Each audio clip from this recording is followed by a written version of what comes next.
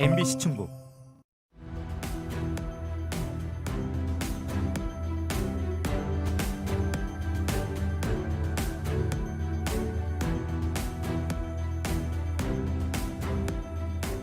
네, 시청자 여러분 안녕하십니까? 더불어민주당 당대표 후보자 토론회 충청북도 편 오늘 진행을 맡은 아나운서 구본상입니다. 더불어민주당은 올해 두 번의 선거에서 좋은 성적을 거두지 못했습니다. 분명 변화가 필요한 시점인데요. 어떤 후보가 당대표가 돼서 더불어민주당의 미래를 이끌게 될지 오늘 60분 동안 생방송으로 진행되는 이번 토론회를 보시면서 한번 판단해 보시기 바라겠습니다. 자, 오늘 방송은 유튜브 MBC 충북 뉴스와 또 더불어민주당 유튜브 채널 델리민주를 통해서도 실시간으로 함께 보실 수 있겠습니다. 그리고 좌석 배치, 발언 순서는 사전 협의에 의해서 결정되었음을 알려드립니다. 자, 그럼 오늘 토론 함께 하실 세 분의 후보를 여러분께 소개해 드리죠. 먼저 이재명 후보입니다. 더불어민주당 당대표 후보 기호 1번 이재명입니다. 반갑습니다. 네, 다음은 박용진 후보입니다. 충북도민 여러분 반갑습니다. 당대표 후보 기호 2번 박용진입니다. 네, 끝으로 강훈식 후보입니다. 충북도민 여러분 반갑습니다. 충청 출신 당대표 후보 기호 3번 강훈식입니다. 네, 세 분 반갑습니다. 오늘 토론은 모두 발언을 시작으로 해서 공통질문과 직격질문 그리고 주도권 토론, 공통질문 순으로 진행이 되겠습니다. 각 토론 순서마다 주어진 시간이 있습니다. 시간이 다하게 되면 자동으로 마이크가 꺼지고 제가 개입해서 다음 순서를 진행하게 됩니다. 이 점 각별히 세 분을 유념해 주시기 바라겠습니다. 자, 그러면 모두 발언으로 오늘 토론회 열겠습니다. 시간은 1분씩 드리도록 하죠. 순서에 따라서 이재명 후보의 모두 발언을 먼저 듣겠습니다. 충북 도민 여러분 그리고 충북의 당원 동지 여러분 반갑습니다. 충청도는 국토의 중심일 뿐만 아니라 대한민국 정치에서도 언제나 균형추 역할을 잘 해온 지역입니다. 그런데 우리가 중심이긴 하지만 수도권 중심 국가이다 보니까 지방이 상당히 많이 소외되고 있습니다. 충북 역시 예외가 아니라는 생각이 듭니다. 우리나라의 국가 생존 전략이라고 할 수 있는 균형 발전 확실하게 이루도록 최선을 다하겠습니다. 우리 더불어민주당 앞으로 유능하고 강한 그리고 국민 속에서 소통하면서 혁신하는 정당으로 거듭나게 하겠습니다. 통합의 민주당으로 선거에서 반드시 이기겠습니다. 정당의 역할은 국민의 더 나은 삶을 만드는 것입니다. 실적을 통해 유능함을 증명하고 국민의 삶을 개선해야 합니다. 유능한 민주당 그리고 야당의 역할을 제대로 하는 강한 민주당 만들겠습니다. 네, 자, 이어서 박용진 후보의 모두 발언 듣겠습니다. 충북도민 여러분 윤망진창이다 이런 말씀 들어보셨습니까? 윤석열 정부의 국정 운영이 하도 엉망진창이다 보니까 생긴 말입니다. 이럴 때 우리 민주당이 더 잘해야 된다 이런 말씀 많이 듣습니다. 그러나 국민들에게 실망 주고 비판 많이 받고 있는 민주당 더 달라져야 된다고 생각합니다. 박용진이 그렇게 하겠습니다. 국민들의 기댈 구석으로 민주당을 더 만들고 또 박용진이 국민들의 믿을 구석으로 자리 잡겠습니다. 아시는 것처럼 박용진은 유치원 3법 그리고 재벌개혁, 금융정의를 바로 세우는 일 이런 성과를 만들어 왔었던 정치인이기도 합니다. 또 할 말은 하고 할 일은 하면서 아무리 어렵고 아무리 손해를 보더라도 국민들에게 소신 있고 철학을 갖춘 정치인으로 자리 잡고 있습니다. 민주당도 그렇게 하겠습니다. 성과를 바탕으로 국민의 삶을 바꾸고 또 소신 있는 정치로 집권 여당에게 할 말을 하는 그런 정치 만들겠습니다. 네, 자, 마지막으로 강훈식 후보의 모두 발언 이어가겠습니다. 네, 충북도민 여러분, 충청 출신 당대표 후보 강훈식입니다. 지금 어제 수마가 서울을 핥히고 가고 이제는 우리 충청권에 와서 핥히고 있는 것 같습니다. 우리 도민들 걱정 많으실 텐데요. 우리 대비가 철저하게 해야 되겠다 이런 생각 많이 듭니다. 영상 보시는 분 누구냐 싶으실 겁니다. 14년 전에 자민련 텃밭에 출마해서 8년간 낙천 낙선 반복했던 34살의 청년이 지금 민주당 당대표 후보로서 이 자리에서 여러분께 인사드립니다. 여러분들이 키워주셔서 이 자리에 있다고 생각합니다. 지방의 목소리가, 충청의 목소리가 중앙의 목소리가 되는 시대를 열고 싶습니다. 그러기 위해서 약속드립니다. 민주당이 새롭게 변하고 젊게 변해야 되겠습니다. 그래서 강력한 민주당을 만들어내겠습니다. 자민련의 텃밭에서 민주당의 시대를 열었듯이 민주당을 새롭고 더 강력한 시대로 끌고 가는 변화의 힘, 저 강훈식과 함께 해주십시오. 네. 이렇게 세 분의 모두 발언을 들었습니다. 자, 이번에는 세 분께 제가 공통적으로 드리는 질문을 통해서 본격적인 토론 이어가도록 하겠습니다. 지역에서는 경쟁력 강화를 위해서 큰 광역별로 묶어서 메가시티를 추진을 하고 있습니다. 충청권 역시 충청권 메가시티가 추진이 되고 있는데요. 이런 가운데 최근에 가장 앞서 나갔던 부울경 메가시티가 제동에 걸리면서 충청권 메가시티 역시 그런 점에서 악영향을 받는 것이 아니냐 이런 우려의 목소리가 나오고 있습니다. 제1야당인 더불어민주당의 해법은 무엇인지 궁금합니다. 세 분의 생각을 들어보죠. 시간은 1분 30초씩 드리도록 하겠습니다. 순서에 따라서 박용진 후보의 입장을 먼저 들어보겠습니다. 지역의 균형 발전, 국토의 균형 발전을 이루기 위해서 지자체가 자체적으로 어떻게 생존할 것인지에 대한 고민을 시작한 지가 좀 됐고요. 아시는 것처럼 지금처럼 17개 광역 시도별로 나뉘어져 있는 것보다는 규모를 더 키우고 거기에 맞춰서 경제적인 능력도 더 키우고 혹은 그 자체적으로 가질 수 있는 여러 가지 능력들을 통해서 해당 지역 주민들의 삶을 보다 높이는 그런 방향으로 가는 행정 관련 이런 재정비가 꼭 필요하다고 생각합니다. 맞는 방향이라고 저는 생각합니다. 부울경뿐만이 아니라 광주와 전라남도가 또 그렇고요. 대구 경북도 그렇습니다. 각 지역별로 이러한 생존의 전략들이 세워져 가고 있는데 무엇보다도 이와 관련해서 제1야당으로서요. 관련된 특별법의 제정 혹은 개정을 통해서 지원 근거를 마련하고 지원할 수 있도록 노력을 하겠습니다. 예산의 뒷받침도 물론 필요합니다. 특히나 충청 특별자치제 같은 경우에는 무엇보다도 광역철도망 혹은 광역교통망을 어떻게 구축해 나갈 수 있느냐가 매우 핵심입니다. 이와 관련된 예산 논의 같이 하겠습니다. 무엇보다도 당 안에서는 각 지역별로의 그 정치인들, 국회의원, 또 원외위원장, 또 그 광역 그리고 기초자치단체장들의 연석회의 등이 좀 정례적으로 열려서요. 지역의 예를 잘 담고 반영하는 그런 내부 논의 시스템을 만들겠습니다. 네, 이번에는 강훈식 후보의 답변 들어볼까요? 메가시티는 세계적인 흐름입니다. 충청권에도 이제 새로운 성장 동력이 필요합니다. 북고 남저 인구 구조로 인해서 사실은 인구 소멸이 되는 것도 우리 지역 내에도 있습니다. 동서의 불균형도 굉장히 심화되고 있습니다. 충청권 메가시티 이제 선택이 아니라 우리에겐 필수로 다가왔습니다. 그러기 위해서 기본적으로 세 가지가 필요합니다. 광역교통망 체계 완성해야 되고요. 그리고 산업벨트를 연결해야 됩니다. 거기에 따른 재정 지원 있어야 되겠습니다. 그리고 특별자치단체 설치 그리고 중앙정부의 지원으로 이루어져야 됩니다.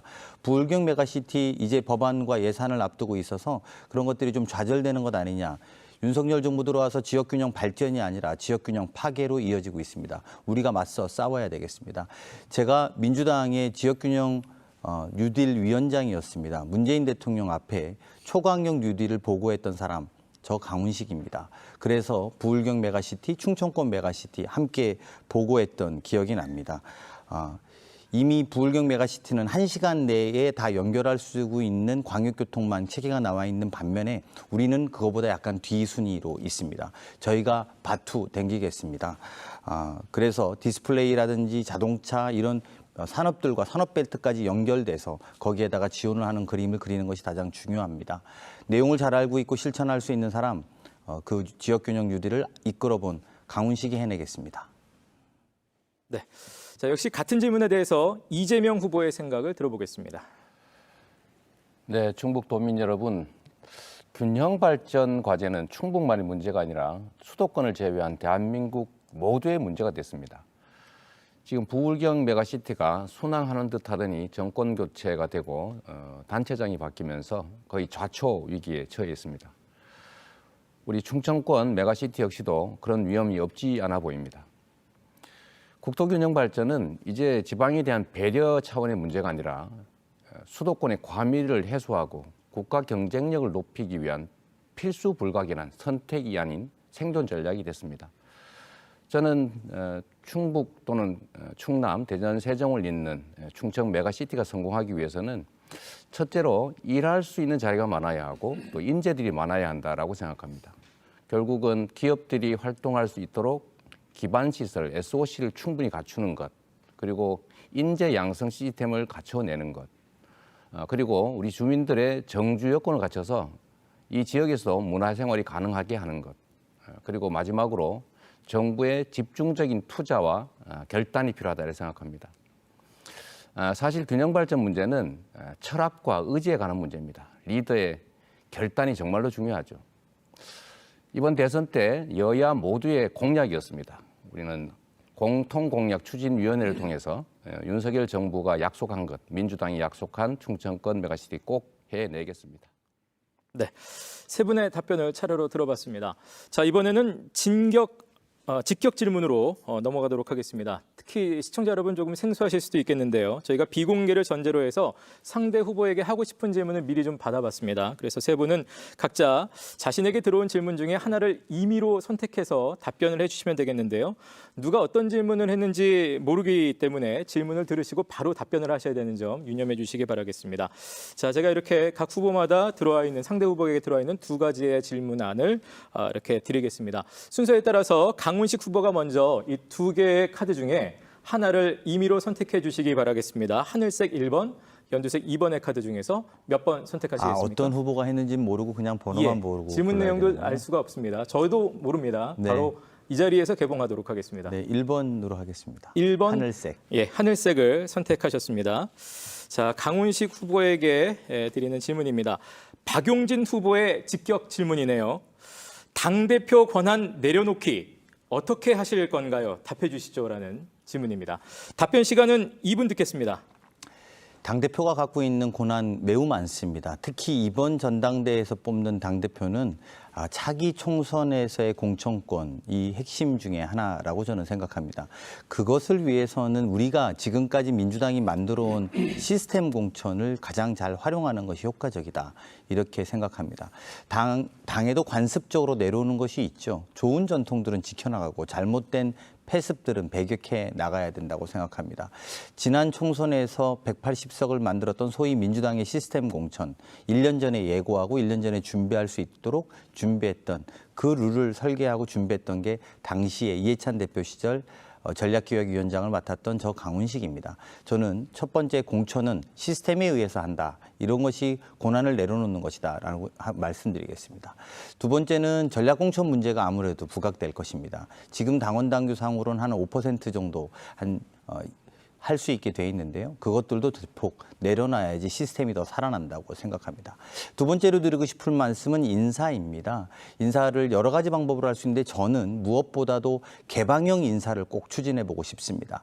당의 주요한 당직들을 국회의원들이 맡아서 다 하고 있다. 사실은 국회의원들은 의정활동하기도 바쁜데 그 자리를 그렇게 채운 것보다도 가령 홍보소통위원장이라든지 민주연구원장 같은 경우에도 외부에다 공개할 수 있습니다. 그래서 실력 있는 사람을 발탁해서 새로운 물들이 계속 들어와야 됩니다. 그 일만 해도 굉장히 바쁩니다. 민주연구원 같은 경우에는 정책도 매우 중요하게 다뤄야 되겠습니다만 동시에 선거의 큰 전략도 준비할 수 있는 기관입니다. 그래서 장기적인 계획과 거기에 동시에 정책을 준비할 수 있는 그런 중요한 자리들을 당 외부 인사에다가 공개하고 그 외부 인원들이 들어와서 할 수 있도록 하고 오히려 국 또는 지방에 있는 소외된 지역의 위원장들을 키우는 과정으로 그래서 민주당이 새로운 인재가 넘치고 더 활기찬 수권 정당이 되도록 만들어 가겠습니다. 네, 2분의 답변 시간이 다 됐습니다. 자, 바로 다음 차례는 이재명 후보의 순서가 되겠습니다. 역시 다른 두 후보에게 들어온 두 가지 질문 1번과 2번 중에서 몇 번 어떤 색을 선택을 하시겠습니까? 이번에 저는 2번 해보겠습니다. 2번 연두색을 선택을 네. 하셨습니다. 자, 과연 어떤 후보의 질문인지 이재명 후보에게 하는 직격 질문은 강훈식 후보의 질문이 되겠습니다. 강훈식 후보가 이제 주말 순회 연설에서 검찰 표적이 된 이재명 후보를 외롭지 않게 소신파 박용진 후보가 소외되지 않게 하겠다. 함께 싸우고 더 넓게 포용하겠다라고 말을 했습니다. 이 같은 발언을 듣고서 어떤 생각하셨는지 좀 답변해 주실까요? 역시 2분 드리겠습니다. 네, 제가 이 강훈식 후보님의 그 말씀을 들으시면서 역시 이 충청이 낳은 훌륭한 지도자다 이런 생각이 들었습니다. 제가 이번 대선 과정에서도 전략기획위원장을 맡으시면서 정말 어려운 선거임에도 불구하고 이렇게 근접전을 할 수 있게 만든 게 여러 사람의 노력들이 다 있지만 그중에 우리 강훈식 후보님의 역할이 컸다. 그 말씀을 먼저 드립니다. 저는 강훈식 후보님과 똑같은 생각을 가지고 있습니다. 정당은 본질적으로 다양성을 추구합니다. 그리고 다양성이 있어야 정당입니다.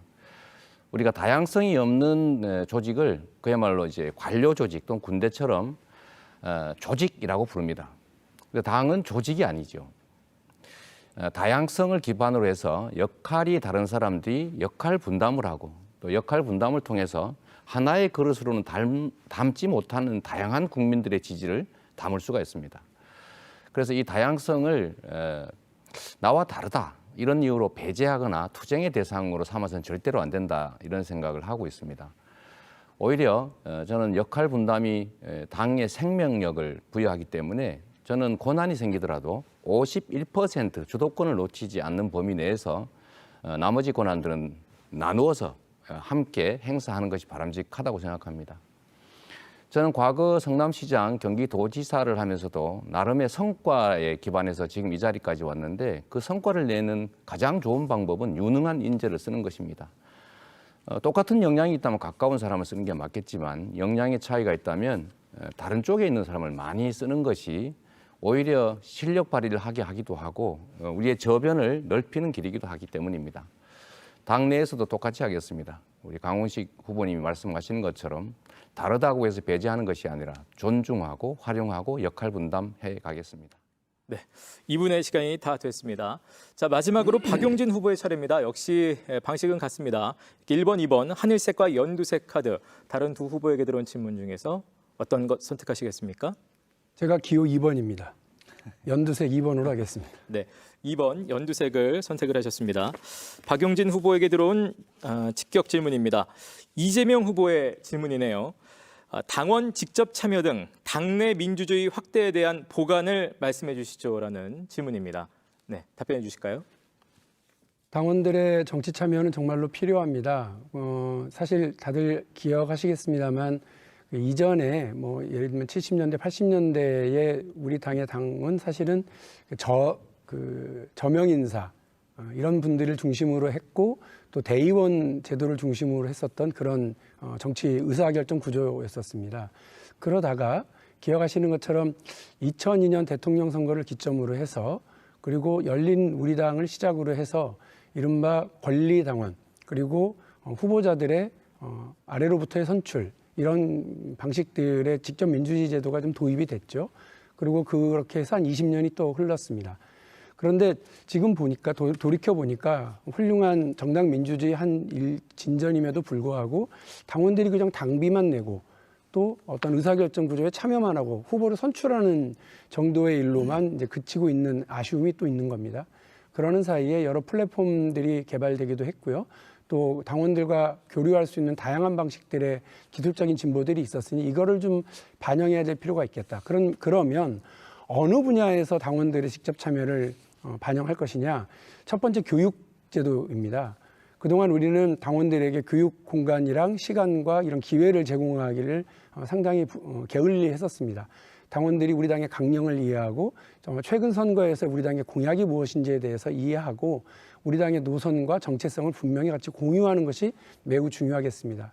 그리고 정당의 선거 혹은 각종 캠페인 혹은 각종 정책 홍보 등의 과정에 당원 동지들이 적극적으로 참여할 수 있도록 기회를 제공하고 열어놔야 된다고 저는 생각합니다.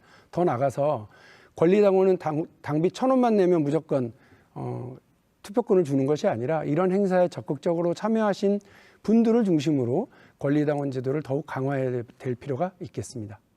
네, 이렇게 박용진 후보의 답변까지 들었습니다.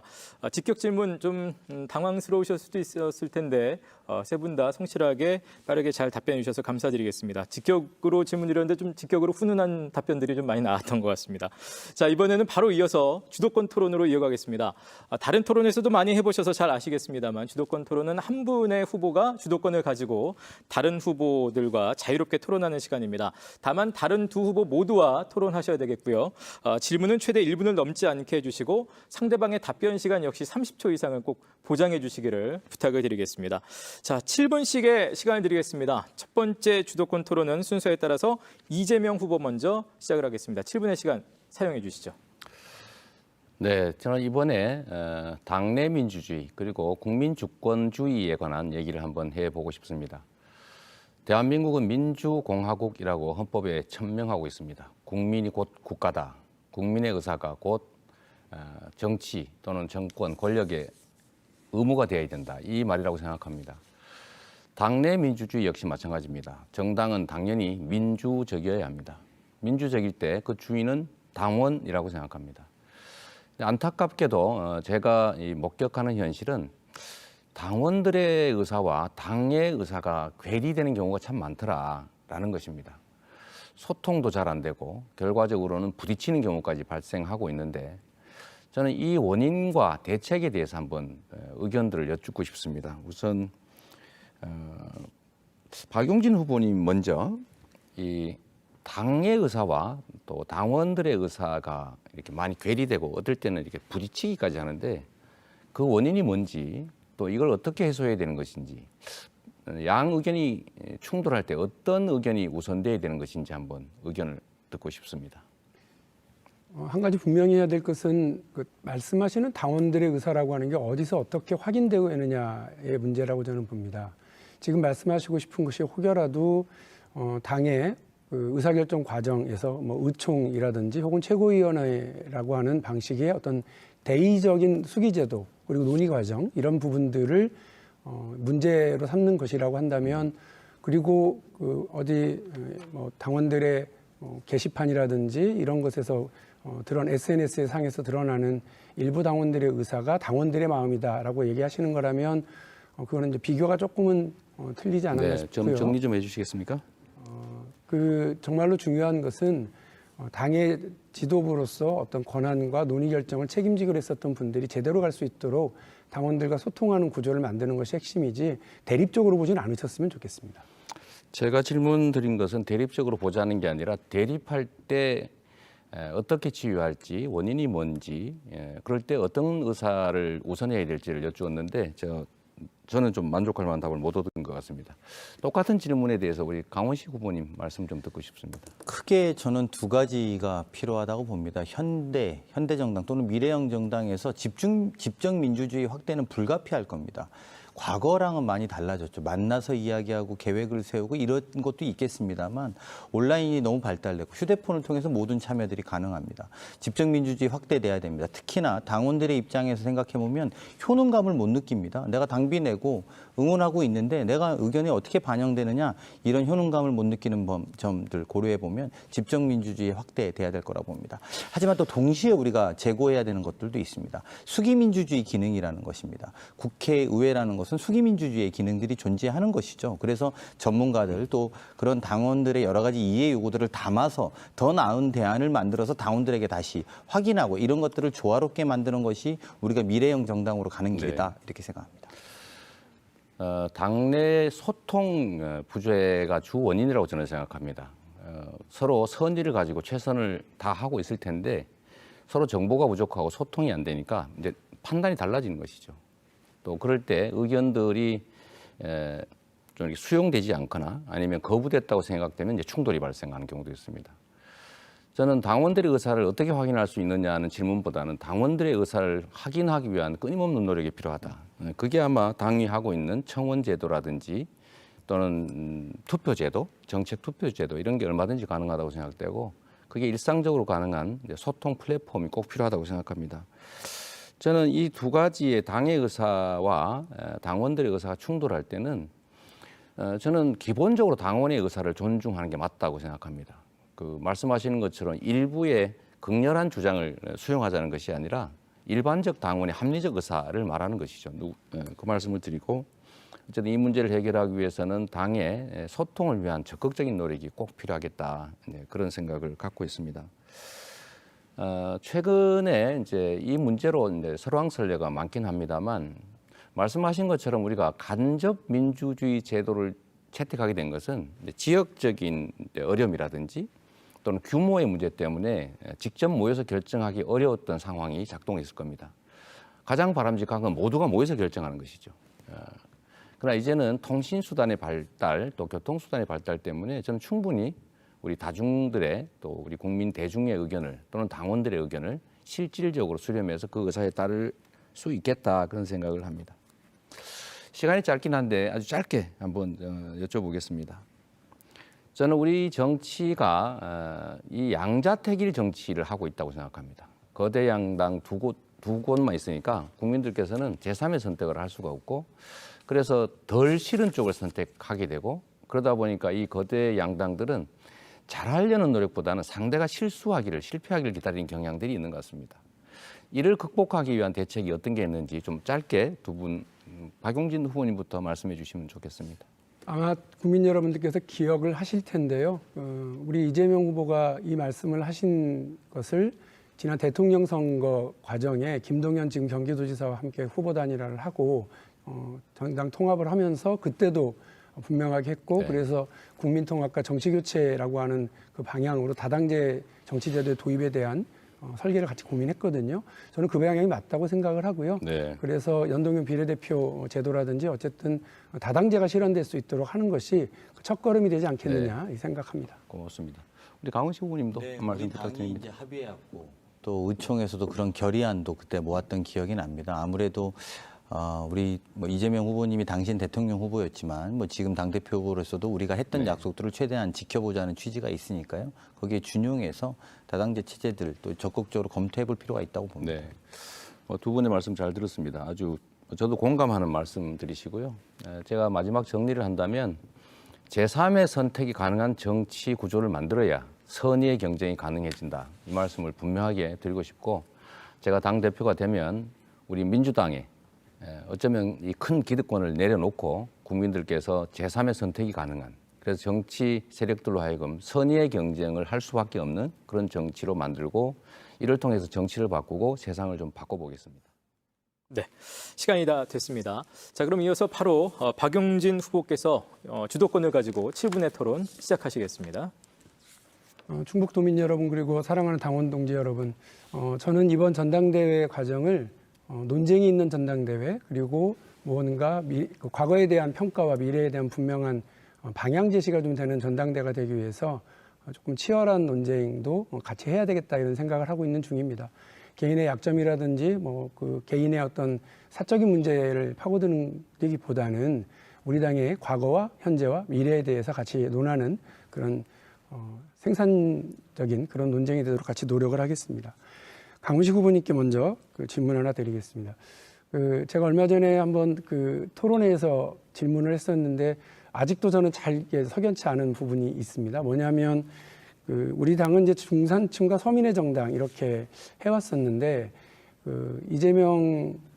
최근에 이제 이재명 후보께서 진보적 대중정당 이렇게 얘기를 했어요. 근데 같은 표현을 썼던 박홍근 원내대표의 교섭단체 대표 연설은 중산층과 서민의 정당을 이제 확대 적용하는 그 계승 노선이라고 이제 분명히 얘기를 했는데 이 부연 설명을 하시면서 이재명 후보께서 부자를 배제해서는 안 된다. 부자를 대표하지 않는 정당으로 오해받을 수 있다 이러면서 조금은 그러니까 우리 당내 논쟁이 좀 됐죠. 이 관련해서 혹시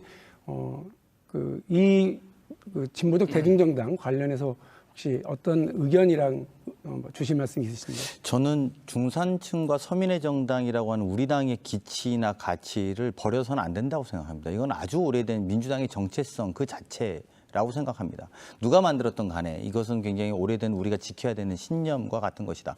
다만 서민과 중산층이 과연 누구인가가 모호해졌다라는 지점 또한 우리가 한번 재고해봐야 될 필요는 있다라는 생각은 듭니다.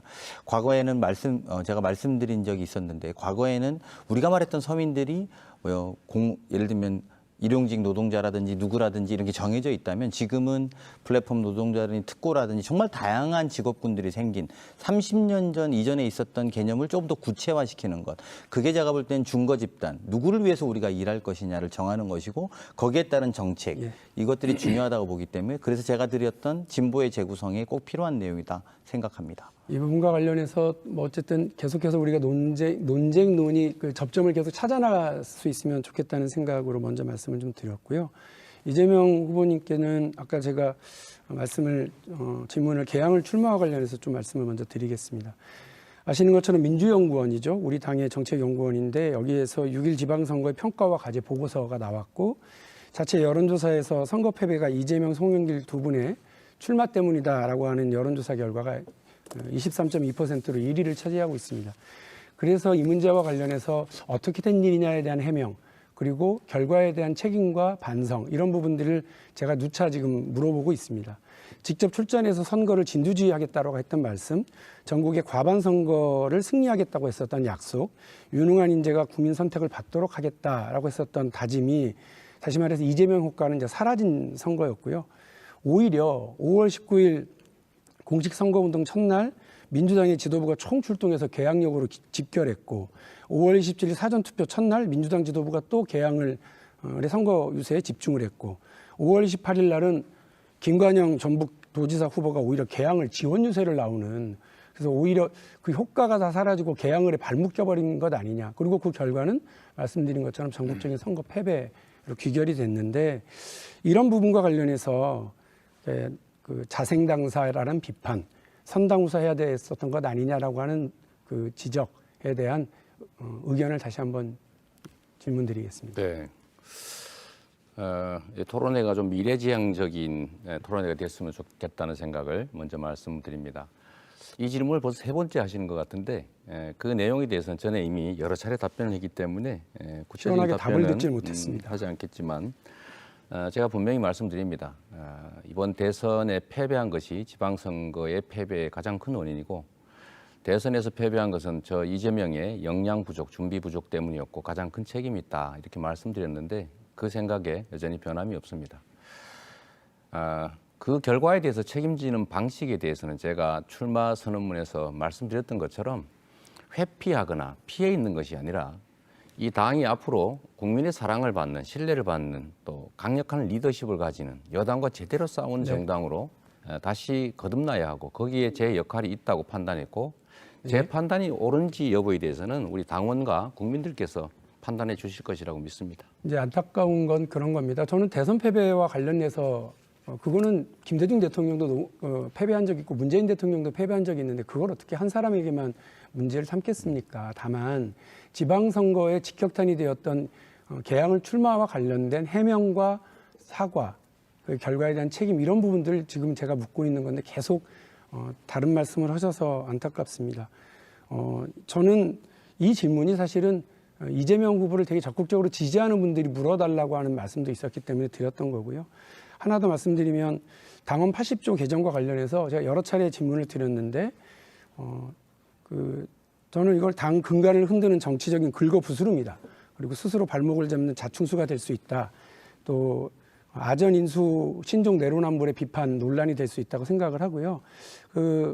우리 당이 부정부패와 결혼한 의지를 보이는 이런 최소한의 안정장치를 푸는 일을 우리가 할 필요가 없지 않냐, 이렇게 말씀을 드렸고, 이재명 후보도 맞다, 이건 나하고 관계없는 일이기도 하고, 또 뭐 당대표가 된다 하더라도 내가 여기 이 조항이 적용될 일도 없다, 이렇게 얘기를 하셨습니다. 그렇다면 오히려 이번 전당대회에서 괜한 긁어부스럼으로 논란을 만들고 있는 이 상황에 대해서 절차적으로 논의를 할 수 있지만, 이번 전당대회에 개정하는 것에 대해서 우리 새 후보가 반대 의견을 함께 내는 건 어떤지 짧게 의견을 여쭙습니다. 저한테 물어보신 건가요? 예. 이것도 역시 세 번째 받는 질문인데, 저는 그렇게 생각합니다. 일단 이것은 저는 제가 원한 바도 없고 요청한 일도 없습니다. 비대위와 전준위에서 논의하고 있는 것으로 알고 있고, 저는 기소와 동시에 자동 정지는 아니지만 정지할 수 있게 하는 것은 야당 침탈의 검찰공화국의 루트가 될 수 있다, 이런 생각이기 때문에 저는 이번 비대위와 전준위가 적절히 결정할 것이라고 생각하고 있습니다. 네, 7분의 시간이 다 됐습니다. 이제 주조건 토론 마지막으로 강훈식 후보가 역시 7분의 시간을 가지고 시작을 하시겠습니다. 네, 시작해 주실까요? 네, 제가 새롭고 강력한 젊은 수권 정당이 되자, 이렇게 말씀드리고 있습니다. 민주당이 기존에 갖고 있던 경계선, 또 우리가 이념이나 관념에 빠졌던 근기를 깨자도 말씀드리고 있습니다. 사실은 지역적으로 보면 민주당은 수도권과 호남 중심의 정당입니다. 충청권 또는 영남권, 강원권은 경계 밖에 있었던 정당이다 해도 과언이 아닌 것 같습니다. 그리고 세대로 보면 수도권이 아무래도 많다 보니까 청년 정책들, 물론 우리들의 미래니까 중요하겠죠. 이런 것들은 분명히 존재했던 것 같습니다. 하지만 우리가 어르신들에 대해서 얼마만큼 애정을 가지고 그런 정당으로 거듭났었냐, 저는 되물어봐야 된다, 이런 생각이 듭니다. 오늘 그래서 두 분께 어르신 친화 정당이 돼야 된다는 제 생각을 좀 여쭤보려고 하는데요. 먼저 이재명 후보님, 어르신 친화 정당 하는데 동의하시는지, 그리고 동의한다면 구체적으로 어떻게 해야 되는지에 대해서 궁금합니다. 네.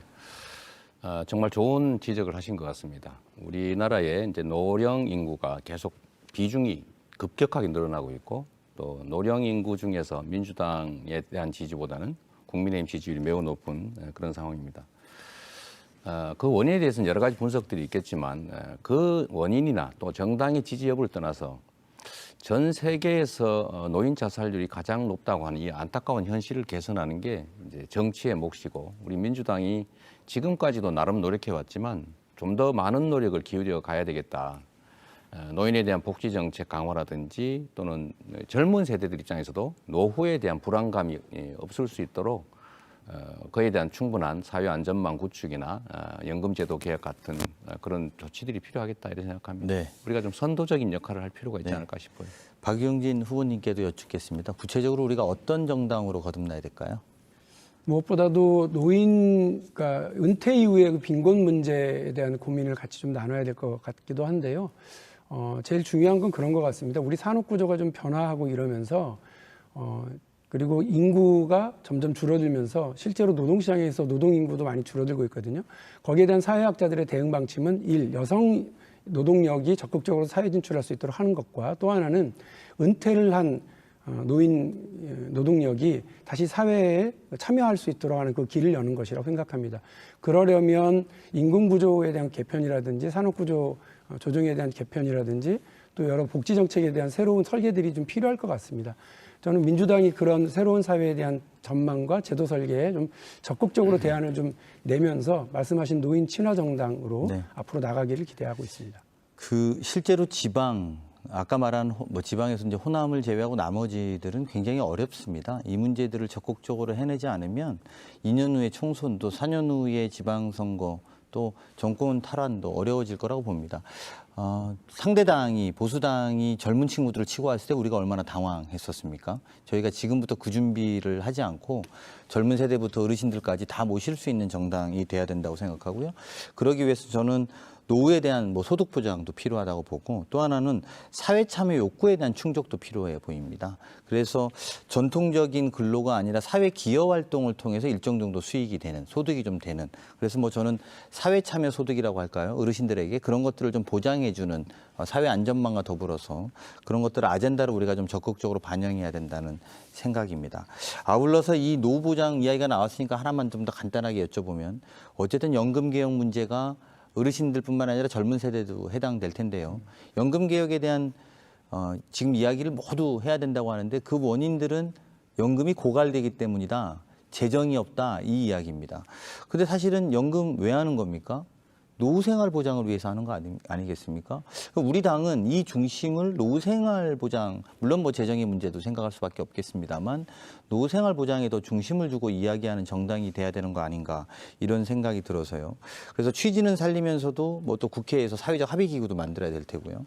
그래서 저는 그냥 질문을 단도직입적으로 이렇게 묻겠습니다. 재정 건전성을 우선시해야 됩니까? 아니면 노후생활 보장을 우선시해야 됩니까? 이렇게 한번 여쭤보겠습니다. 먼저 박용진 후보님. 저는 재정 건전성을 깨지 않고 있는 방법을 저는 생각해야 된다고 봅니다. 그러니까 말씀하시는 게 뭔지는 알지만 일단 연금 구조에 대한 좀 개정이 좀 개선이 필요하다고 보고요. 또 하나는 제가 지난 대선 과정에서 적극적으로 얘기했었던 국부펀드라고 하는 방식을 통해서 연금과 우리 사회 대단히 많은 다른 연기금들을 통합하고 제대로 운영해서 1%의 수익률만 올려도 그 고갈 시점을 늦출 수 있다라고 하는 이런 그 조사 결과를 반영하는 보다 좀 공격적이고 적극적인 계획도 좀 필요한 것 같습니다. 네. 이재명 후보님도 답해 주시죠. 저는 재정 건전성에 관한 논란이 생길 때마다 사실은 이게 서민들을 생각하지 않는 관료들의 사고의 산물이다, 이런 생각을 할 때가 많습니다. 학계에서도 그런 주장을 할 때가 많이 있죠. 재정 건전성의 기준은 어느 누구도 명확하게 제시하지 못하고 있습니다. 경제 규모가 커짐에 따라서 국가 부채의 의미도 점점점 적어질 수 있거든요. 그래서 저는 재정 건전성도 중요하지만 만약에 둘 중에 하나를 반드시 선택해야 되는 상황이라면 저는 재정 건전성보다는 우리 국민들의 삶을 더 중시해야 된다 이렇게 생각합니다. 네. 뭐 아마 둘 중에 하나만 선택하라는 제 질문이 좀 무리한 거일 수도 있습니다. 하지만 너무나 재정 건전성 중심으로 이니셔티브를 쥐고 국민들의 노후의 삶을 논의하는 것은 저는 좀 미래 사회를 위해서 적절하지 않은 것 아닌가. 그리고 가까운 일본이 초고령 그 사회로 넘어가서 이제 그쪽도 이런 연금 문제가 저희보다 일찌감치 거론됐었는데요. 이미 물가 상승률에 기인해서 어느 정도까지 폭을 물가 상승률이 너무 많이 올라갈 경우에 어느 정도 올린다 이런 것들을 좀 합의해 나가고 있는 것 같습니다. 그래서 좀 이렇게 좀 서서히 올라갈 수 있게 준비한다는 이런 것들을 좀 생각하면 연금 보험료가 일반 재원에서도 일부 조달할 수 있는 문제까지도 한번 검토해 봐야 되는 것 아닌가 이런 생각을 갖고 있고 또 그게 우리가 가야 될 길이라고 생각이 듭니다. 시간이 얼마 안 남아서요. 제가 뭐 많은 질문 하기가 어려운데 그 과거에 대한 이야기는 별로 하고 싶지 않습니다만 이재명 후보님께 지방선거 때 개항 출마한 게 상처가 된 분들은 실제 존재합니다. 그래서 그 부분에 대해서는 이재명 후보님께서 제가 뭐 과거를 갖고 토론하자는 것보다도 그 부분에 대해서 위로와 또 그분들에 대해서 다듬는 것은 또 우리 당의 동지로서 필요한 일이라는 말씀 꼭 드리고 싶습니다.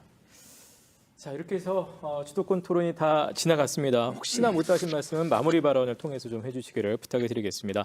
자, 계속해서 제가 세 분께 드리는 공통 질문 하나 드리겠습니다. 사실 어떻게 보면 어느 정당이다 다 마찬가지일 수 있겠습니다만 지금 더불어민주당에 필요한 것은 개혁과 쇄신이다. 많은 분들이 이제 공감을 하실 텐데요. 당대표가 되면 무엇을 어떻게 바꿀 것인지, 어떤 당대표가 될 것인지 좀 구체적으로 말씀해 주시기 바라겠습니다. 순서에 따라서 박용진 후보부터 답변 듣도록 하겠고요. 시간은 2분 드리겠습니다. 사람도 정당도 신뢰 회복이 제일 우선이라고 저는 생각합니다. 그래서 저는 약속을 지키는 약속 정당을 제일 앞으로 내걸었고요. 우리 국민들 소외된 삶을 보듬는 사회연대 정당을 내걸었습니다. 그런데 우리 민주당에 대해서 우리 국민들이 야 정말 내로남불 한다 이러면서 지긋지긋해 하셨던 적도 있습니다. 그리고 민주당이 여전히 진영 대립에 기대서 이익을 보려고 하는 모습 보였을 때 역시 등 돌리고 비판하십니다. 저는 그래서 우리 국민들에게 지난 5년 동안 어떤 측면에서 우리가 국민들을 실망시켰고 또 비판을 받았고 지지를 얻지 못하고 있는지를 돌이켜보는 민주당 혁신위원회를 당대표가 되면 곧바로 출범시키겠습니다. 그 혁신위원회가 민주당의 지난 5년이 어떠했길래 국민들에게 어떤 상처를 주었길래 5년 만에 정권교체를 당하는 이런 결과를 낳았는지 짚어보고 거기에 대한 대안을 내놓는 시간을 갖도록 하겠습니다. 무엇보다도 우리 국민들이 꼭 깨물어주고 싶고 또 지지해주고 싶은 그런 매력 덩어리 정당을 만드는데 저는 국민들의 민심, 상식, 눈높이 맞추는 그런 정책들과 행동을 보여줘야 된다고 생각합니다. 집은 사는 곳이지 사는 것이 아니다라고 얘기하면서 정작 자신들은 서울, 강남에 똘똘한 한 채 한 채씩 잘 챙기고 있었고 심지어 청와대 한 고위공직자는 집 두 채 중에 한 채 팔으라고 그랬더니 자기 직을 집어던져서 국민들의 손가락질을 받았었습니다. 이걸 진보 꼰대의 태도라고들 비판받았습니다. 이런 태도와 결별하겠습니다. 내로남불 정치와도 결별하겠습니다. 그리고 악성 팬덤에 그냥 끌려다니기만 했던 나약한 정치와도 결별하겠습니다. 확연하게 달라진 민주당, 국민의 민심과 상식과 눈높이를 제일 중심에 놓고 앞세워 나가는 민주당으로 반드시 혁신하고 반드시 승리하도록 하겠습니다. 네, 이어서 강훈식 후보의 답변 듣겠습니다. 제가 제 주도권 토론 마지막 시간에 갑자기 이재명 후보님께 그런 말씀을 드려서 당황하실 줄은 아는데 이제 이런 논쟁은 그만해도 되겠다라는 생각도 저는 또 들기 때문에 그런 말씀 드렸다는 점 말씀드리고 싶습니다. 우리 당은 미래로 가야 됩니다. 그리고 더 쇄신해서 더 적극적으로 변화로 가야 됩니다. 지금 민주당은 새로운 미래의 시간이다. 새로운 미래가 움트는 시간이라고 저는 생각합니다. 인물도 지지 기반도 또 노선도 뻔한 낡은 정당이 돼서는 안 된다. 그러기 위해선 과거에 대한 반성도 있어야 됩니다만 미래를 어떻게 그릴 것인지가 더 중요한 것이라고 저는 생각합니다. 어디에 서서 또 누구와 함께 무엇을 위해서 일하는지가 보이는 분명한 민주당을 만들어야 되겠습니다. 그래서 그런 것들이 좀 다 힘을 합치고 내 삶에 쓸모 있는 정치, 그래서 원칙과 가치, 그리고 과거를 바탕으로 한 더 나은 정당이 되는 것이 더 중요합니다. 그리고 안에를 통합해야 됩니다. 그 통합은 우리가 강한 정당이 되어서 또 대안 정당이 되어서 윤석열 정부랑 싸울 것은 싸우고 대안을 제시할 건 제시하는 정당이 돼야 되기 때문입니다. 무능하게 모든 것들을 그냥 내팽개친 대통령과 정부를 향해서 우리는 더 이렇게 맞서고 싸우겠다라고 보여줘야 된다고 생각합니다. 국민의 삶의 목소리가 생생히 전달되는 민주당이 돼야 됩니다. 그러기 위해서 국민들께 또 선택의 즐거움도 줘야 됩니다. 두 분 다 지난 대통령 선거 때 나오셨던 대선 후보이십니다. 우리 당이 5년 전에는 전국 어디에서나 대선 주자가 보였습니다. 경남에서도, 서울에서도, 충청에서도, 호남에서도. 지금은 많지 않습니다. 아주 극소수로 줄어들었습니다. 이렇게 돼서는 다음 총선과 지방선거 그리고 정권교체 희망이 더 줄어들 수밖에 없습니다. 국민들이 어디에서나 우리 당의 대선 주자들을 놓고 민주당에 다시 설레이는 시간, 그것이 강력한 젊은 수권 정당을 만드는 길이고 또 우리가 그렇게 해나가야 된다고 생각합니다. 네. 마지막으로 이재명 후보의 생각 들어볼까요? 예. 네, 우리 강훈식 후보님 그런 질문했다고 제가 섭섭하지 않습니다. 당은 기본적으로 다양성을 본질로 하고 한부모 밑에서 난 형제들도 생각이 다릅니다. 심지어 똑같은 사람도 상황이 다르면 생각이 바뀔 수 있다라는 생각이기 때문에 똑같은 현상에 대한 해석이나 이해도 다를 수 있다는 생각을 저는 가지고 있습니다.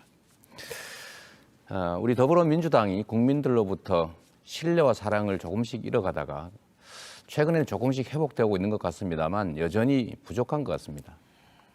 저는 우리 더불어민주당이 국민의힘이 싫으니까 할 수 없이 선택하는 정당이 아니라 우리의 미래를 맡길 만한 유능한 정당이다.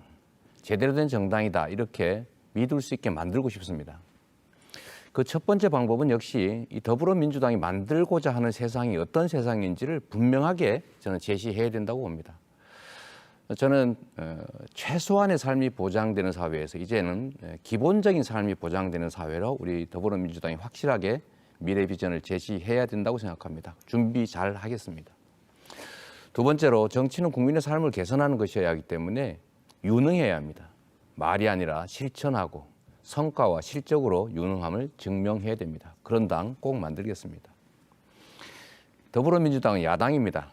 이제 강한 민주당이 돼야 합니다. 일도 잘하지만 정부 여당의 독주에 대해서는 확실하게 책임을 묻는 견제하는 역할을 제대로 해야 합니다. 국민과 당원과 괴리돼서는 안 됩니다. 국민과 당원 속에서 낮게 그 목소리를 경청하고 그 목소리를 두려워하는 소통하고 국민의 목소리, 당원의 목소리에 따르는 혁신하는 정당이 되도록 하겠습니다. 역시 선거에서 이기는 것이 중요하기 때문에 당이 분열 갈등을 겪으면 안 됩니다. 의견이 다르다고 해서 배척하지 않을 겁니다. 시스템에 따라서 행정할 것입니다. 통합하는 민주당으로 반드시 이기게 하겠습니다. 네. 자, 이렇게 해서 거의 대부분의 토론이 다 끝이 났습니다. 생방송 60분이 어떻게 보면 굉장히 참 짧습니다. 아까 방금 이제 세 분의 포부도 들었습니다만 이제 마무리 발언 한 번씩의 기회만 남겨놓고 있습니다. 뭐 포부도 좋겠고요. 못다 하신 말씀이나 꼭 하고 싶으신 말씀들 이 시간 통해서 마지막으로 발언해 주시기 바라겠습니다. 시간은 1분의 시간을 드리겠습니다. 순서에 따라서 강훈식 후보의 마무리 발언 먼저 듣겠습니다. 충북도민 여러분, 오늘 토론 잘 보셨는지요? 민주당의 새로운 선택지 강훈식입니다. 충청도가 키웠고 여러분들이 이 자리까지 당대표 후보로 만들어주셨다고 생각합니다. 안타까운 일이 있습니다. 민주당 전당대회의 권리당원 투표율이 39%밖에 되지 않는다는 겁니다. 우리 당이 좀 더 설레이고 좀 더 관심받아야 되는데 관심받지 못하고 있습니다. 여러 가지 외부적 사항도 있을 거라고 생각합니다. 하지만 새로운 인물을 다시 한번 본다고 한다면 민주당 저런 친구가 예선을 통과했구나. 그래서 본선에 올라와서 민주당의 당대표로 46년 만에 40대 당대표로 도전하고 있구나. 관심 가져주십시오. 민주당 달라질 수 있습니다. 우리가 실망시켰고 송구스러웠던 시간들 뒤로하고 그것을 발판으로 그 평가를 바탕으로 미래에 더 나은 젊은 수권 정당을 만들어야 됩니다. 그게 우리가 가야 될 길이고 민주당이 그런 활력과 에너지가 생겨야지만 2년 후에 총선 그리고 5년 후에 정권교체 젊은 수권 정당 강훈식이 하겠습니다. 이어서 박용진 후보의 마무리 발언 듣겠습니다. 강훈식 후보가 자꾸 저하고 이재명 후보는 지난 대선에 나왔다 얘기하시면서 잘 키우겠다 이 말씀만 하시는데 저는 다음 대통령 선거에 우리 충청 출신의 강훈식 의원도 대권 주자로 나서서 저와 이재명 후보와 또 한 번 겨루는 그런 장면을 같이 만들었으면 좋겠습니다. 그렇게 해서 민주당이 더 다양해지고 세대 교체도 자연스럽게 만들어갈 수 있다고 저는 생각합니다. 민심과 상식 포용 오늘 제가 여러 차례 말씀을 드립니다. 너무나 당연한 일인데 민주당이 그거를 잊거나 잃어버리거나 했었던 탓에 그렇습니다. 도덕적 정치적으로 떳떳한 민주당 이끌어 가겠습니다. 그리고 집권 여당에게 약점 잡히지 않고 오히려 국정을 끌고 가는 그런 주도력을 보이는 민주당으로 거듭나도록 하겠습니다. 할 말은 하고 할 일은 해온 정치인 박용진이 민주당이 이기고 승리하는 그런 길을 같이 닦아가겠습니다. 국민의 삶을 책임지고 바꾸는 민주당을 만들겠습니다. 꼭 지지해 주십시오. 네, 마지막으로 이재명 후보의 마무리 발언 역시 시간 1분 드리겠습니다. 네, 충북도민 여러분, 국토 불균형 성장 전략의 그 희생자가 되신 충북도민 여러분, 균형 발전에 대한 열망, 또 지역 발전에 대한 열망 너무 잘 알고 있습니다. 우리 민주당이 추진해왔던 균형 발전 전략이 충북에서도 충청에서도 제대로 뿌리 내릴 수 있도록 정부 여당과 협조할 뿐만 아니라 또 공통공약 추진을 통해서 강력하게 함께 실천해 나가도록 하겠다는 말씀드립니다. 정치에서는 정말로 많은 분들이 많은 약속을 합니다. 그러나 대개 그 약속들이 지켜지지가 않습니다. 저는 약속을 잘 지켜왔다고 평가받고 있습니다. 실제로 지킬 수 없는 약속 잘하지 않았고 약속한 것은 반드시 지키기 위해서 노력했습니다. 성과로 실적으로 증명했다고 생각합니다.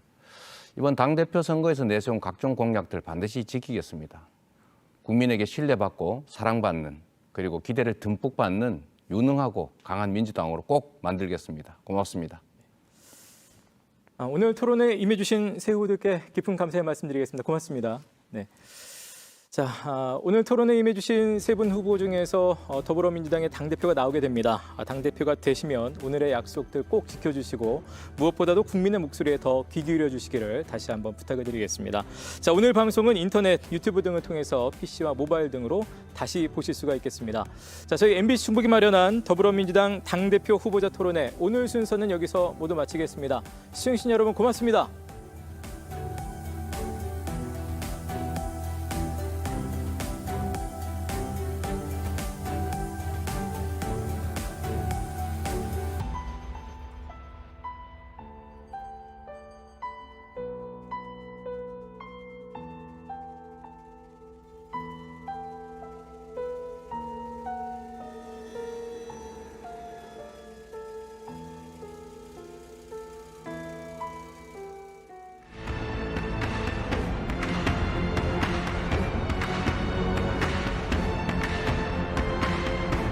마음과 마음을 연결하다 MBC 충북